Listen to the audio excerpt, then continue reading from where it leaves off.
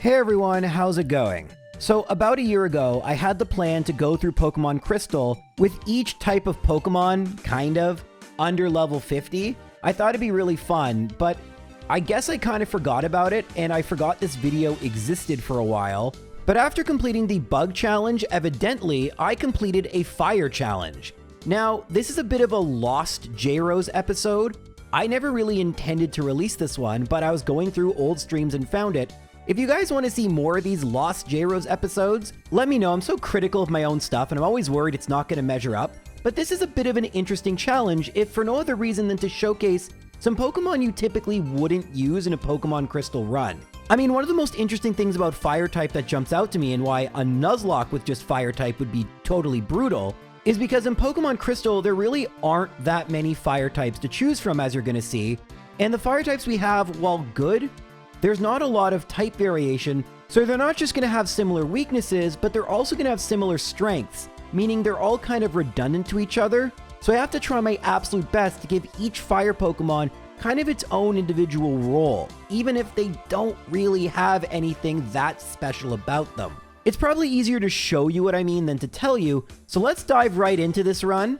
I'm going to get to the first gym leader, but you may not know that in Pokemon Crystal, on Route 36, just to the left of Violet City, you can find Wild Growlithe. Now in a Nuzlocke, these things are brutal because they have Roar, but we're not doing a Nuzlocke today. I just kind of prefer the strategy and figuring out how to best use these Pokemon, as opposed to the stress of constantly resetting. And resetting, especially in a hardcore Nuzlocke, would become very, very necessary, because fire types don't actually have a really good matchup versus Falkner. Now, you might not actually notice it from this battle, but the big reason is that while my Growlithe is going to be at level 9, you're going to see that my Cyndaquil, ooh, nice burn there, is actually going to be, well, I have to wait for Growlithe to faint, and that's another really clutch burn. Man, this would work even as a Nuzlocke. That's really lucky. But my Cyndaquil was at level 12, and that means, well, I kind of wish I did this one as a Nuzlocke. This would have worked really nicely. In fact, I actually did try this 7 times and kept losing this battle over and over again. And it's very, very deflating because the early part of the game, especially finding the Growlithe, takes forever. But yeah, Falkner isn't that bad when you get some clutch burns. But typically, Mud Slap does enough damage and lowers your accuracy to the point where both your level 9 Pokemon faint. For the record, I did get pretty far into my Nuzlocke, relatively speaking, and I'll talk a little bit about it. But I do prefer this challenge because, especially with fire types, being under level 50 is actually kind of hard because there aren't that many fire types. So it's a bit of a different way of thinking of the challenge, more looking at how these pieces fit together optimally, less, oh my god, am I going to faint? Ah, I gotta do this again. And to be fair, despite the fact I have publicly said how I don't like Nuzlockes, I have given them a fair shake, and I will maybe do another one day. Okay, that's it for J-Rose Discusses Nuzlocks. Time to go to the second gym, which, regardless of how you do the challenge, is going to be very easy for fire types. We still have just Cyndaquil and Growlithe. Like I said, not many fire types, although after we beat Bugsy, we will get 2 more. At this point in time, we do have Quilava, which with Ember will one-shot both Metapod and Kakuna. And now Scyther comes out at level 16, so we're at equal level. And as you'd expect, Fury Cutter just doesn't do enough to me. I don't think we were expecting this one to be difficult, but shocker, it wasn't. Rival 2 could be a lot harder because he has the Croconaw. So Ember will 2-shot, it's annoying that we just got paralyzed there, but it will 2-shot Ghastly. Now I have to figure out what to do, and I just get absolutely annihilated by Water Gun.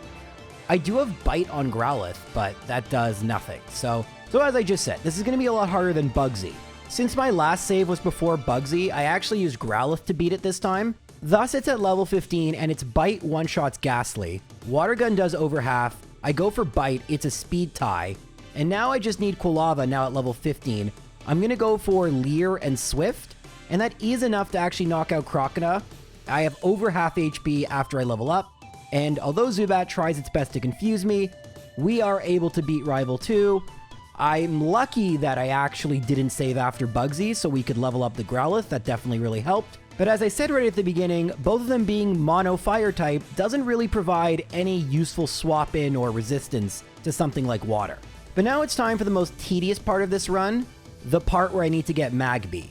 So the easiest and best way to get Magby is by the odd egg, but the odd egg can be lots of different things, and there's no way of me knowing until I hatch the egg. So I can quickly dispatch Camper Todd. Probably should have saved before I did that, but then I can just bike back and forth and back and forth. You actually want to bike on the right-hand side, but the egg hatches, it's actually not the right egg. That's the Togepi egg. This egg takes a whole lot longer to hatch. I should mention, I found a way to kind of completely unbind the speed up, so it'll just go as fast as possible, which wastes a lot of in-game time, but makes this way less tedious. But although it's a little hard to tell what's going on, I think you can see when I check the egg just how long it takes. Unfortunately, the one thing about speeding up to this degree, it's very easy to accidentally go into buildings, or just because a slight tap of left or right, which is unintentional, but on a D-pad it can happen, you just go into the wrong spot and then bam, you're not where you're supposed to be. I got really lucky. It only took my third egg for it to be Magby.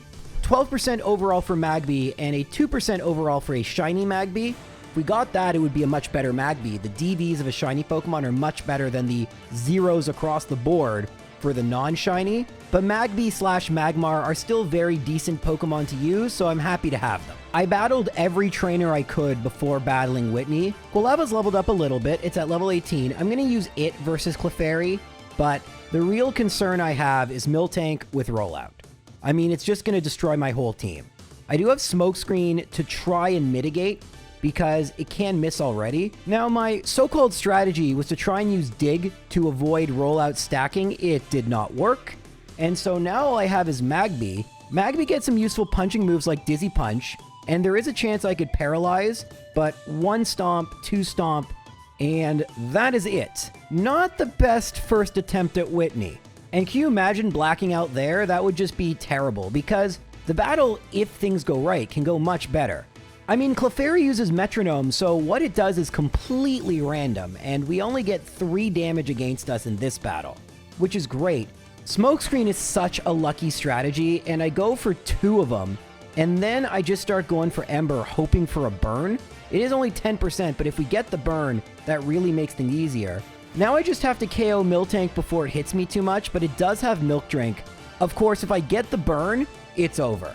And although this is going to be annoying, eventually, especially with burn damage and the fact it's not hitting me, I do think Magby is going to take it out. This battle took me about 20 attempts, which is pretty terrible, and I could have leveled up more if I really wanted to.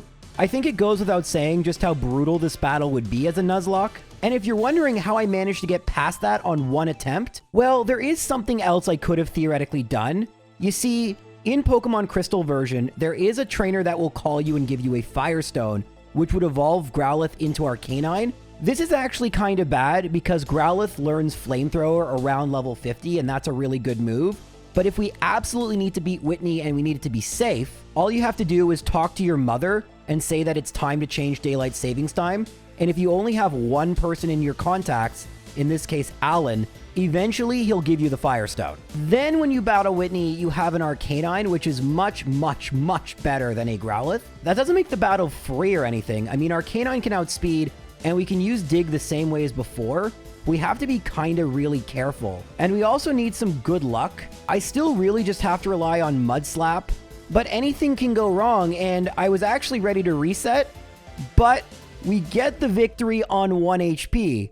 But since there aren't many fire Pokemon, you could imagine how devastating it was to lose something as good as Quilava so early. All this is to say, in a mono fire run, Whitney is absolutely terrible, and she can just mess up your team. But again, while it's useful to draw from that run, and hey, this is footage I otherwise would never use, it isn't the run we're here to talk about today. After beating Whitney, the game really opens up to us, and thus, we don't have to worry as much about the next gym leaders. Also, you might recall me saying we can get 2 Pokemon in Goldenrod. One of them is an Eevee, and if we do the same thing we did last time and talk to Mom and get the Firestone, we can get ourselves our 4th member of our team, Flareon. Now, for a time, Flareon is going to provide a pretty useful role as a strong physical attacking pure fire Pokemon. Eventually, I think Arcanine's going to take that over, but since we don't want to evolve it until we have to, Flareon's going to have to do for now. Unfortunately, however, until we get to Kanto, meaning past the Elite Four, these are all the Pokemon we're going to have. And thankfully, they're still really good at taking out Morty's Pokemon. Growlithe with Dig, it doesn't outspeed or one-shot. So maybe I kind of exaggerated when I said easily. Effectively, I guess I should say. Gengar also kind of proved a little scary, but with Flareon, oh, you know, maybe this is going to be harder than I thought. No, we should be fine. We're just going to go for Dig. It misses the Hypnosis. Oh, that doesn't even do half. Okay, Mean Look is fine. Just don't hit with Hypnosis. Oh, that's very bad. That's very bad. You know, we might lose this. I didn't think we would. I don't know why I thought, yeah, I really did think this would be a lot easier than it was. Okay, my bad. You know what? We don't actually have to battle Morty now. There's so much more game left. When we come back and battle him, we'll just destroy him then. Sounds like a good plan to me. Turns out I'm actually kind of impatient, so I battle Morty sooner than I had to. But if we use Magby, we can KO the Ghastly. Well, it KOs itself via Curse. Magby is so weak, it can't stand up to Gengar, so I don't mind if it faints. And then we can put Quilava, hoping for a Curse, but we can knock out Haunter. And now with Gengar, all we gotta do is go for one Smokescreen. Don't love the cheesy Smokescreen strats, but it's a little different using Accuracy than Evasion. Accuracy only affects one Pokemon, while Evasion can theoretically affect a whole team. Again, I could just level up here. I just have to go to heal at the Pokemon Center, so I decided might as well. And it's still not a two-shot, but Hypnosis misses enough, and I had the Mint Berry from a little further in, right on Moo Moo Farm. And yeah, pretty easy victory. Again, I could have waited, and you could imagine how much easier this fight would be if I had Arcanine. I hope you guys aren't annoyed seeing all these clips from the old Nuzlocke. It's just kind of cool for me to look back at this. It's been so long. But yeah, you can see how when I'm playing as carefully as possible and really trying to make sure I win first time, I mean, what a difference it makes with an Arcanine, and then it actually had the Mint Berry, even though Gengar didn't do anything. Such a different battle. And I guess at this point, just because I've been showing you so much of the Nuzlocke, I'm sure some of you are curious how I even got past Falkner. It's terrible, by the way. You should see the luck you need to get past Falkner. But yeah, in the Nuzlocke version of that battle, Growlithe kind of has to solo. And it's really annoying because you get hit by Mud Slap, and then you have to really hope you just don't miss. But every hit has a chance of missing. And I just get really, really good luck. Because if you swap, it's likely one of the Pokemon will faint, but look at my reaction right there. Oh, I look so much younger. 2 years younger. But yeah, that's genuine excitement, and I get that's what people like and why they do Nuzlocks, but that's because I'd failed the first 10. Also, if any of you are curious about how Rival 2 gets beaten, it's just simply a matter of over-leveling my Pokemon. This is a big reason people hack in rare candies to their Nuzlocks. It's just tedious, but look how much of a difference it makes. Although that crit at the end was kind of nice, but Growlithe just takes so much less damage, and Quilava was at the same level. I should note that Growlithe is in the slow level up group, which is very annoying because it just takes it that much longer to level up. At this point, we're now caught up, and I'm sure you're wondering when this run will fall apart. Don't worry, I'll get to that. But for now, let's get back to the actual run I'm supposed to be talking about. And this isn't relevant to the run, but I found Raikou in the grass. That's cool. And speaking of cool, a gym leader that could theoretically cool off these fire Pokemon would be Chuck. Specifically is Poliwrath. I lead with Flareon mostly because I want to get it some experience points. And then against Poliwrath, it actually doesn't go for Surf. But in a run like this, I can allow Flareon to faint, and I've leveled up Magby to Magmar, and one of the biggest advantages of Magmar is the fact it can learn Thunder Punch and has decent special attack, so it easily takes out Poliwrath, although weird AI not going for Surf there. I knew about this bad AI or weird AI because of my experience with Nuzlocking fire types, and this one is much more of a cheap, tedious strategy, but since I know that Poliwrath loves to go for Hypnosis, as well as the fact that it's probably going to go for Dynamic Punch and Mind Reader, I use Arcanine as my lead as opposed to Magmar, just because it's faster and bulkier, having Magmar in the back seat. Or at least that was the plan, because unfortunately, this was the only run that ever made it this far. So I know I'm really hyping up when it's all going to fall apart, but trust me, it's going to make sense why I never tried this again. After you beat Chuck, you can just battle Jasmine if you want to, and with a Fire-type team, it's not so bad. Unfortunately, Growlithe is so weak, Dig doesn't one-shot, but again, I can just kind of throw Pokemon at the problem until eventually I win.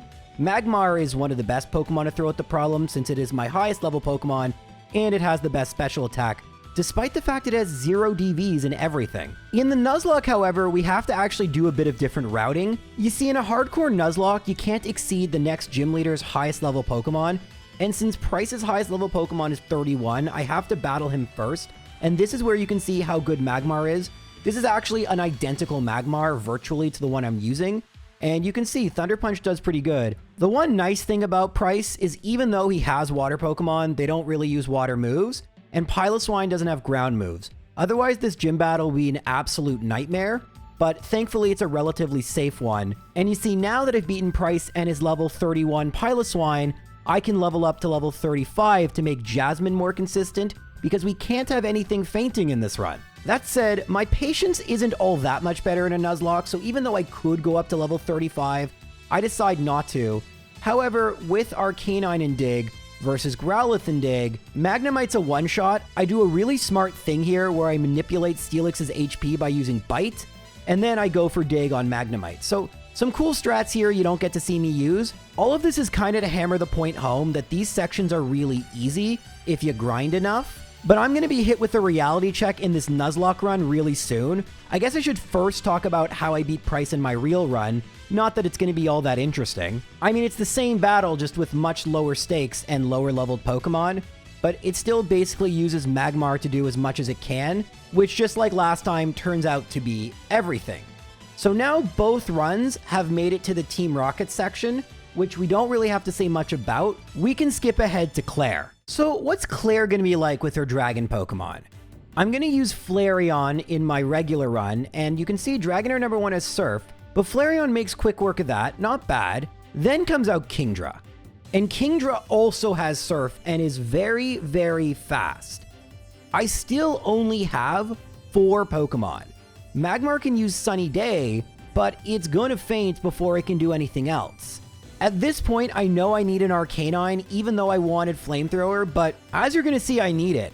With a combination of Paralysis and Flinching, Arcanine is able to thankfully knock out the Kingdra, and yet the third Dragonair still makes quick work of it, meaning I need to go into my level 33 Quilava, and all it can do is really use Swift.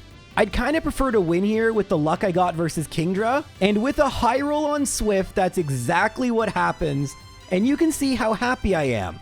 Gee, I wonder why I'm so happy to beat Claire. I mean, these Pokemon were a little underleveled. They could go all the way up to level 40. Surely if you could beat Claire with Pokemon in the 30s, you could beat her with Pokemon in the 40s, right? So yeah, about that, I can lead with a level 40 Flareon, and it's gonna two-shot.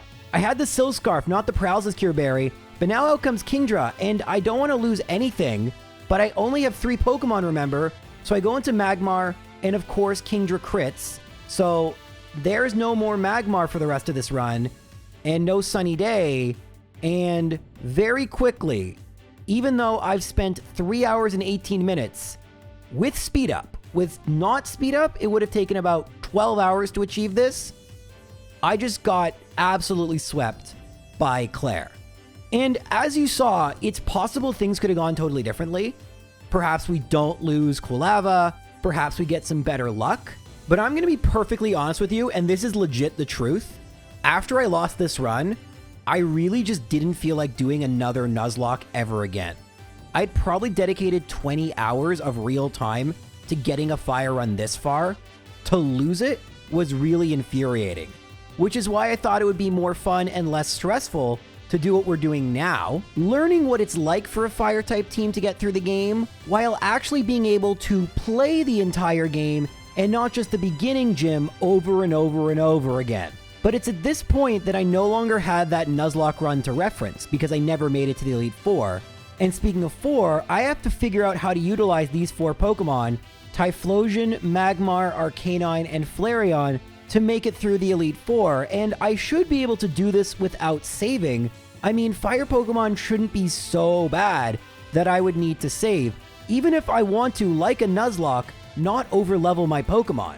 Because remember, there is still a restriction in this challenge that actually makes the back half even harder, the fact that we cannot go above level 50. This means that every single Pokemon will have to find some sort of use, because if one Pokemon just ends up being the best, it's gonna overlevel and I'm not gonna be able to use it for Kanto, which would be bad.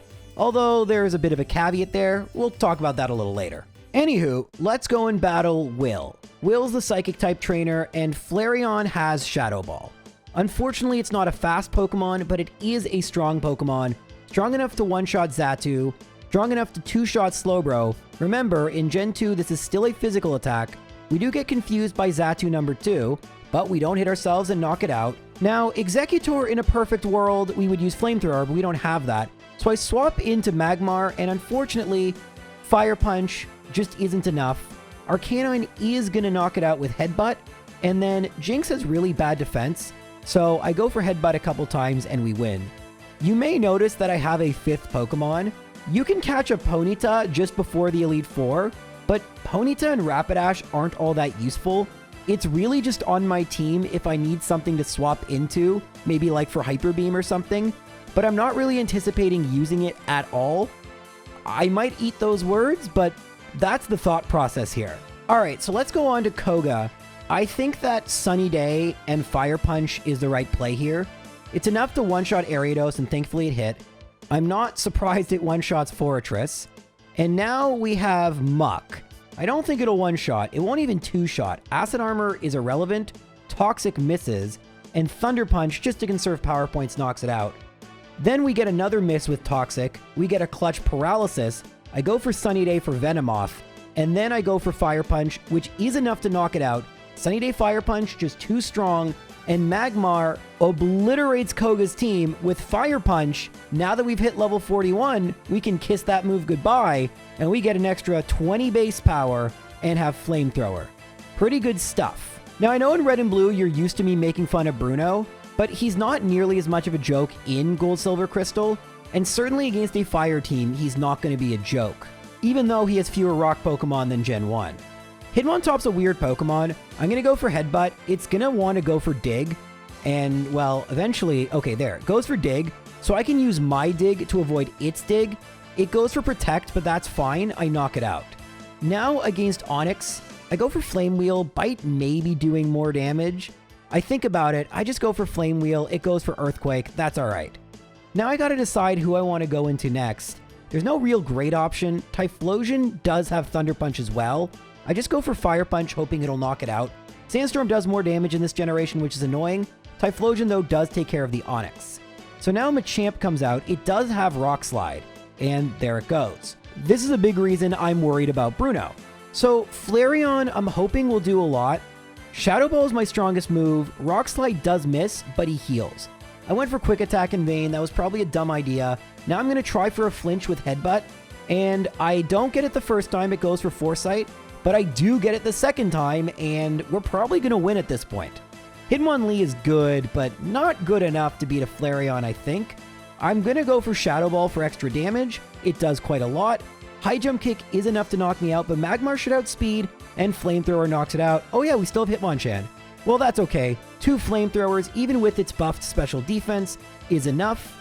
And although Magmar wasn't the star of this show, having it in the background, able to clean up, really good stuff. So underleveled, on our first run ever, we've made it to Karen, which is really good, but Karen can be very, very irritating, and her Houndoom might be a little difficult for me.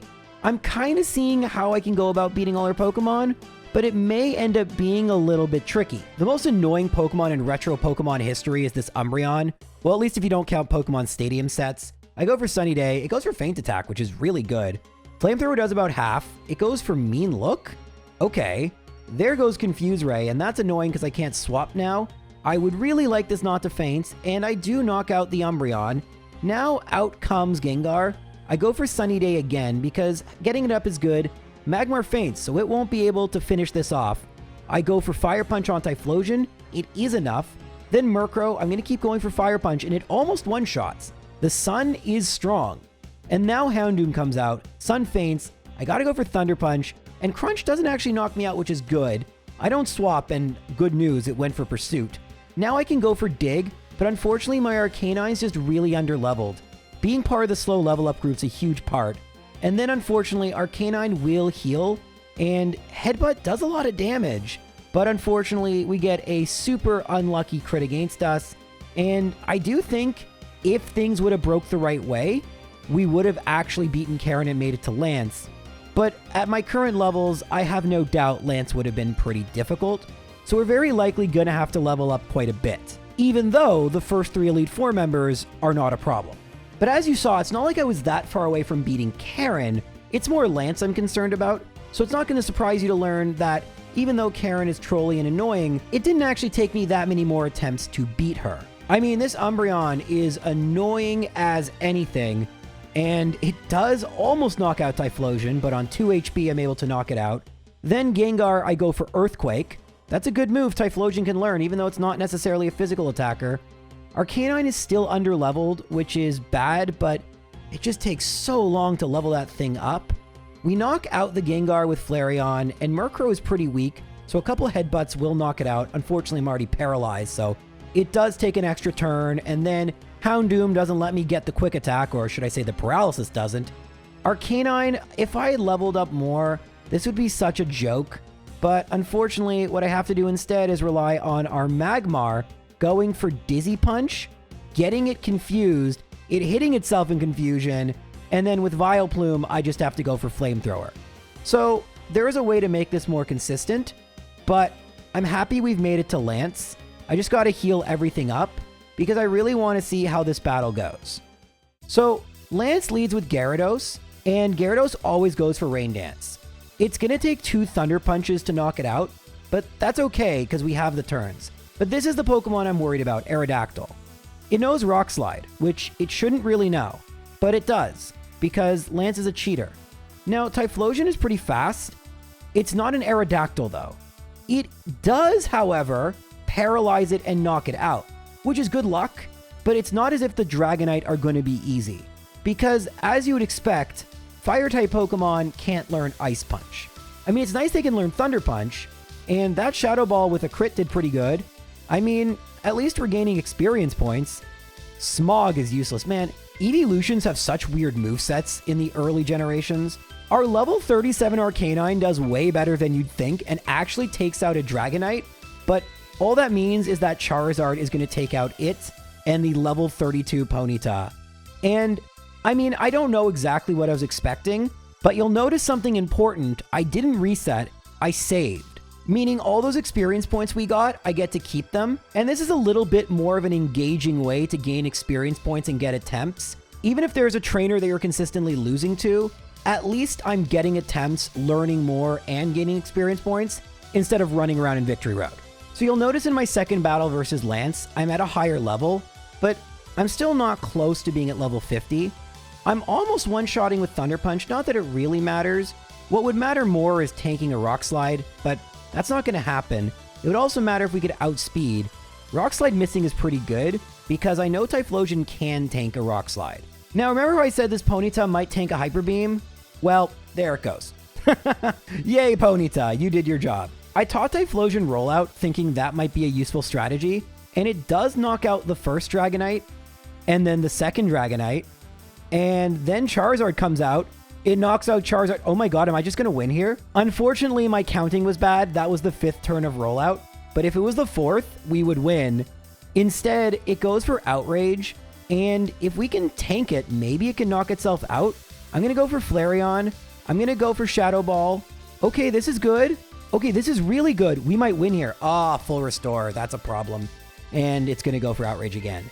You'll notice that Arcanine hasn't been super useful at anything in the Elite Four so far, so it's stuck at level 37. It is still unbelievably bulky, however, so it's able to tank Outrage, go for Headbutt, get a crit, and then Dragonite hits itself in Confusion. We actually could win right here with a crit or a hit in Confusion. Unfortunately, neither occur, and we come very, very close to the flukiest of underlevel victories. If Arcanine was just level 42 or 43, I think we would have had it.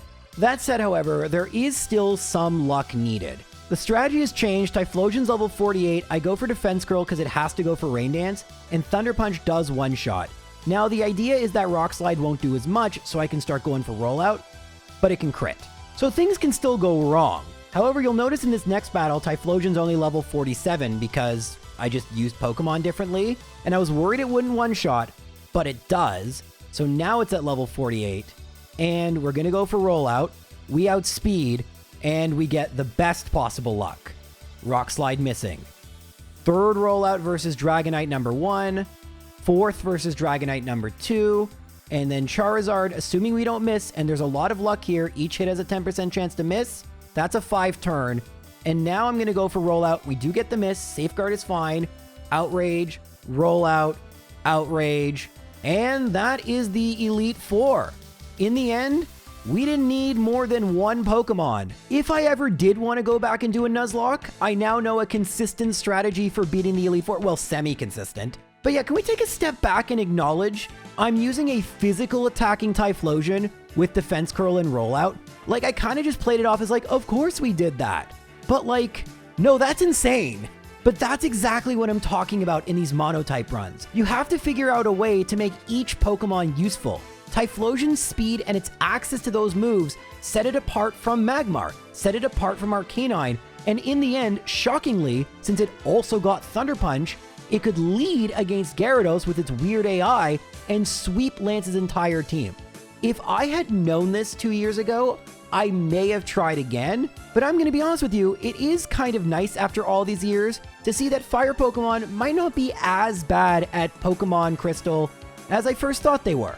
Speaking of Pokemon Crystal though, one of the things I've most despised about these games, that I love by the way, is the fact that they keep certain Johto Pokemon in Kanto, which makes no sense because you never saw them before.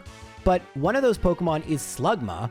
Slugma is a rock type, which is interesting and gives it a second typing. Our first fire Pokemon that actually has a secondary typing. The other fire Pokemon, however, is one that I do find overall a lot more useful in my runs, and that's Houndour with its dark typing, just because Red has an Espeon, so Houndour does counter that pretty well, or at least Houndoom does. I mean, really, there's only 4 fire Pokemon in the entire game prior to beating the 8th gym leader. Like, did they really have to stick them all in like the back sliver of the game? Because yeah, people would say the back half, but this is not half the game, right? The main part of the game are the Johto gyms. The Kanto gyms are really easy. And to that end, in a run like this, I go back and forth showing them or not. I just don't really see the point. Like, I seriously have nothing interesting to say about any of these gym battles. I win them all. They're also not on the timesheet, so if whoever's editing this video, I have a bunch of editors now, wants to find them and do a montage, go ahead. I'm saying don't bother, so if they didn't do it, blame me. JRose11, the original editor and the worst one. And speaking of the worst one, and by worst I mean the most difficult, Rival Fivel's gym leader now, goes by Blue, and we're gonna try to beat him. Magcargo has Rock Slide, but Magcargo is not known as a physical attacker, so it takes a while to knock out Pidgeot. I still do it. I even used Toxic, although that was because I anticipated a full restore. That was my bad. Rhydon comes out next, and I'm just gonna leave Magcargo in. There's no point switching. Speaking of no point switching, here's Magmar out to use Sunny Day for a very good reason, and since this isn't a Nuzlocke, I don't have to switch it out or worry about it fainting. And now we bring out Houndoom, which uses Solar Beam, and yeah, go Houndoom. Gyarados is a little bit more annoying.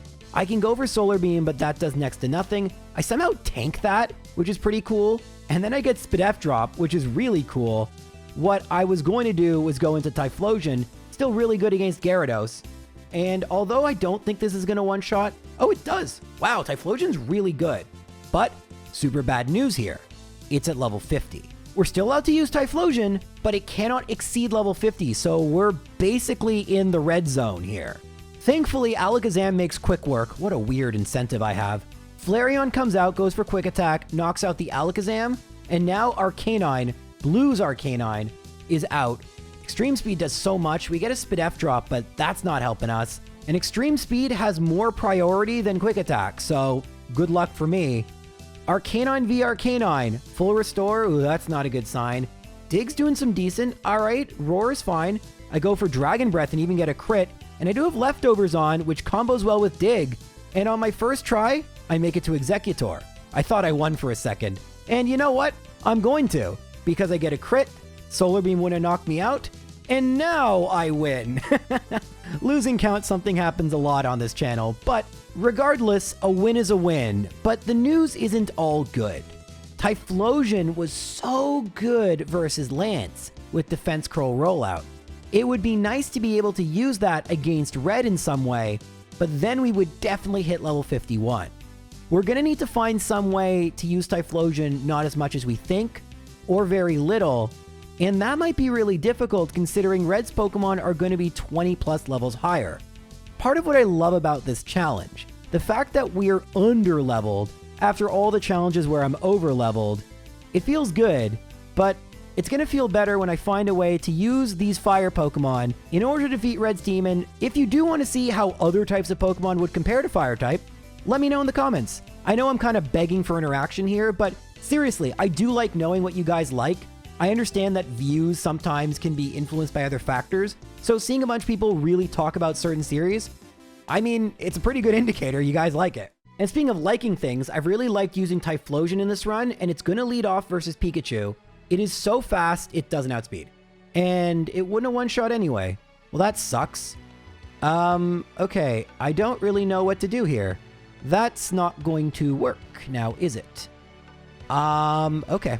I might as well try again because I don't know what else I do at this point. So Charm fails. Yay, 1 in 4 chance of that happening. It's going to heal. This is the only Pokemon Red can heal, so it's good that this is at the beginning. Going to waste all the full restores. Thunder is fine. And what comes out next? Okay, Espeon. Interesting. So I could swap, but what's the point? I'm just going to let it faint for now. Let's allow Houndoom to come in fresh, just to see how it works. Reflect is fine. Crunch does about a third. Swift does a lot more than you'd think, but I'm under-leveled. We knock out Espeon. Alright, so far we're doing well. Now, I want to go for Sunny Day, but unfortunately Blastoise outspeeds. And, I don't think Magmar is going to outspeed. It doesn't. So if we could outspeed and go for Sunny Day, that would be pretty huge. But, alright, I have 118 speed. Now is time where I do some calculations, figuring out if I can outspeed Blastoise without having to exceed level 50. Remember that in Generation 2, all stats can be maxed in stat experience, unlike EVs in current Pokemon, where you really have to think about min-maxing. Depending on your perspective, either fortunately or unfortunately, it would be possible for Houndoom to outspeed Blastoise. Why is this unfortunate then? Because stat experience point training is way slower and more tedious than EV training, and since I can't exceed level 50, the best thing I can do is just knock out a bunch of really low-level pre-evolved Pokemon on Route 1, which takes a really long time. I mean, it takes a lot of time just normally, but I also only have 2 attacking moves.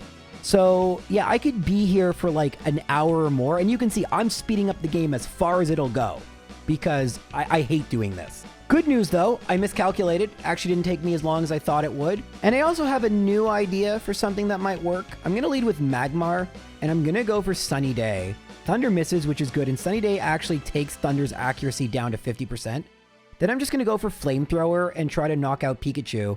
Once again, we get an almost KO, meaning we're going to have to deal with a couple potions, and that's going to take forever. And then Pikachu crits, and that's really annoying.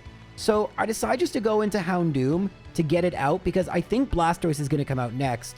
And I am correct. It seems unfortunate that with this strategy change, I no longer have to outspeed Blastoise, but Sunny Day ran out, so it actually helps. And it goes for Surf, so we can see it does work. Solar Beam, however, just doesn't do enough. I figured the combination of Sunny Day, lowering Surf's power, and one-turn Solar Beams would be enough. But I'm really wrong about that. And unfortunately, without a way to deal with Blastoise, it just completely obliterates my entire team. And so I'm going to need a new strategy. Well, part of that new strategy is to lead with Houndoom, just get it right out there, because Charm doesn't matter, and Quick Attack, that's actually annoying, but Flamethrower KOs after Sunny Day. Sunny Day is already up, so I can go for 1 Solar Beam.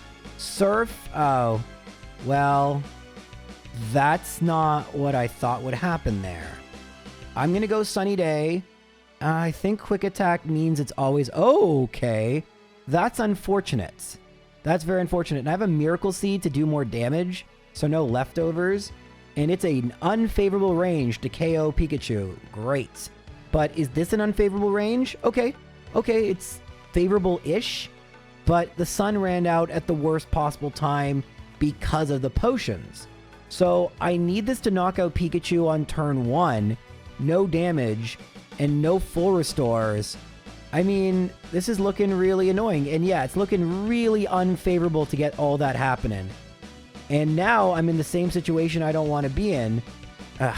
I've been stuck on red for more than an hour at this point, and I still like Houndoom leading. I still like Sunny Day Flamethrower, although I can't get hit by Thunder. So I'm really resetting for like optimal luck, which is really annoying. There's Thunderbolt, gotta reset again. Just really frustrating, but I do have a new idea. Oh God, I promise you, I have a new idea, but man does it suck when you're relying on such specific circumstances.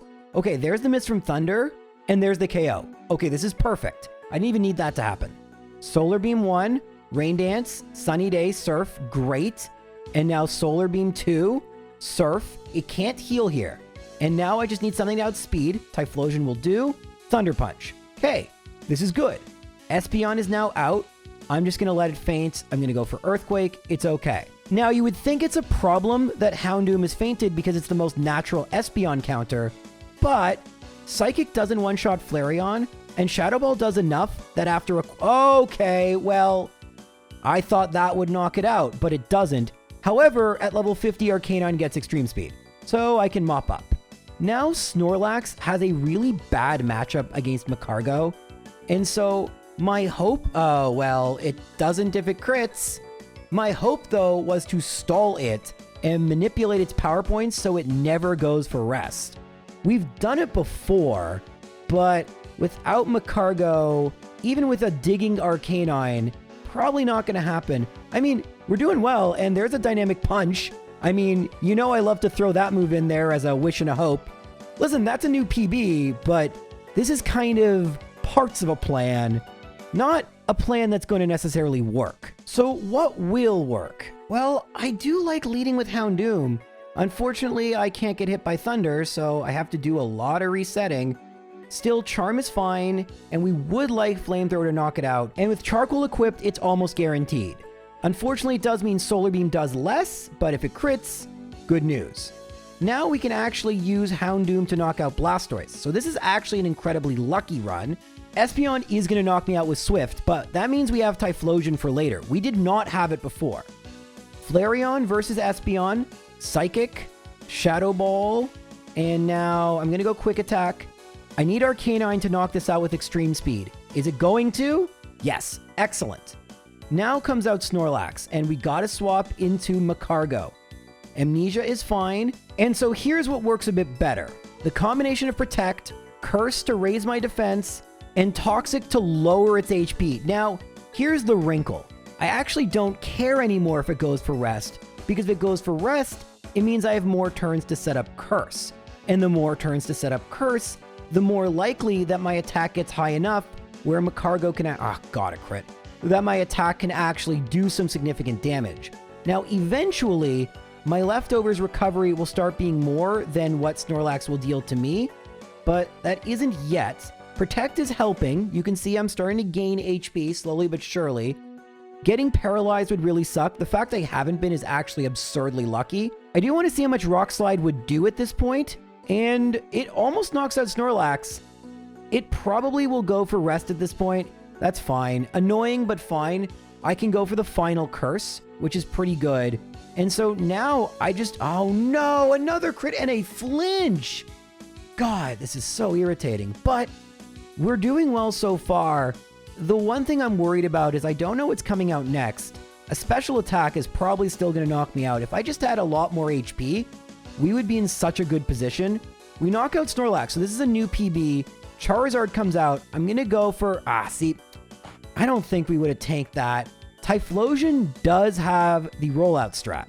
We've used it before, but when the Charizard is like 20 levels higher, it just doesn't work. So now we're stuck with Magmar and Arcanine, and the other fire Pokemon... Wow, Fire Spin's good. Actually, okay, wait. That's good. Thunder Punch. Wing Attack doesn't knock me out. It can't heal. Oh my God, a crit. Wait. I think we just won. I think we just got the flukiest victory ever. Because it's going to go for Solar Beam. I wish I had Protect here. I don't. Okay, Arcanine. Wait a minute. I think we won. It's going to go for Solar Beam. No. All right, we're fine. We just won. We go for Extreme Speed. Yes! That was dumb. All right, well, you can see the face. That is the face of a man that knows. that wasn't my plan in action. That was just a little silly. Magcargo is supposed to do quite a bit more. And so the 29-13 time kind of shows you that fire types aren't really good in Pokemon Crystal. I mean, individually, Houndoom and Typhlosion are really good. Arcanine's got really good stats, but not a great moveset. Magmar can have its uses, and Magcargo had some good typing and was integral to the win. But as I've said now 3 times, the lack of various typings, the lack of coverage, it just really hurt us. I'm happy we were able to put together some form of a plan in order to finally beat Red, but I really do think that if I were to do this with different types, we could do this a lot quicker and with a lot fewer retries. So maybe we'll do that in the future. Until then, guys, thank you really much for watching, and I'll be back soon with another new video. Take care.